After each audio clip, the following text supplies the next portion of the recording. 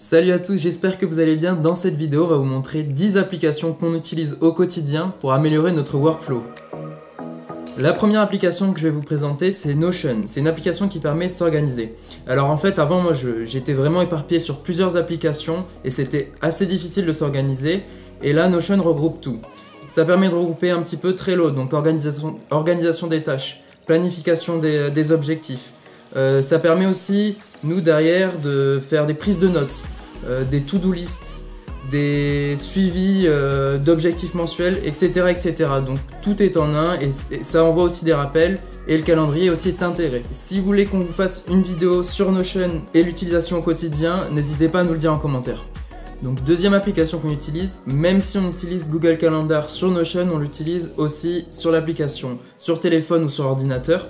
Pourquoi? Parce que ça permet directement d'inviter nos clients, de voir et de partager le calendrier avec ses collaborateurs, ses associés, de pouvoir aussi envoyer directement un Google Meet, donc c'est-à-dire une visioconférence à la personne qui rejoint l'événement, et c'est ultra intuitif. Troisième application, c'est Gmail. Ce qui est bien, c'est que c'est en lien avec Google Calendar précédemment expliqué, et en fait, on peut traiter directement nos mails dessus, les prioriser, les mettre en attente, puis aussi les planifier. Quatrième application, plus pour les créatifs, Pinterest. Ça permet de créer des tableaux, de s'inspirer, de trouver une scénographie, de trouver des idées de shoot, de tournage et d'envoyer directement ces planches-là aux clients. Cinquième application, Artlist. C'est une plateforme de musique libre de droit qui permet de télécharger des effets sonores et des musiques pour une utilisation commerciale. Ce qui est bien avec Artlist, c'est qu'on peut faire des listes en fonction du mood de la vidéo que vous souhaitez et les envoyer directement aux clients.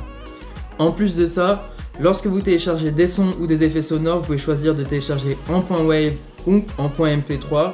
Le site propose également d'envoyer une licence en PDF si vous souhaitez commercialiser la musique ou l'effet sonore. Si vous souhaitez avoir 2 mois de test à Artlist, n'hésitez pas à aller en bio, je vous mets ça. Sixième application, Snapdrop. Ça permet de s'envoyer des fichiers un peu comme AirDrop.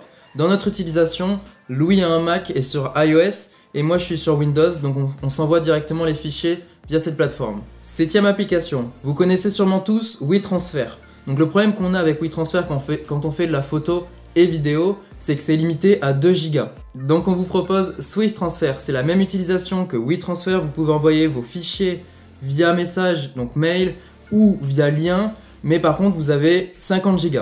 Huitième application, via Michelin.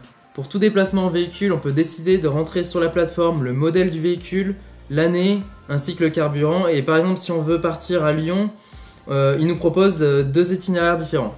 L'application vous calcule automatiquement vos frais de déplacement en fonction de vos paramètres, comme par exemple éviter les péages, éviter les liaisons maritimes, etc. etc. Neuvième application, Henri. Si vous souhaitez faire des devis et avoir une plateforme de gestion de devis, factures et comptabilité, vous pouvez tout retrouver sur Henri. Il suffit de créer des produits et directement le devis se remplira. Vous pouvez personnaliser votre devis, inclure un logo, inclure vos conditions générales de vente ainsi que votre RIB. Une fois la mission terminée, Henri s'occupera de générer une facture en lien avec le devis correspondant. Dixième et dernière application, Shine. C'est une plateforme qui permet de gérer ses comptes en banque professionnels.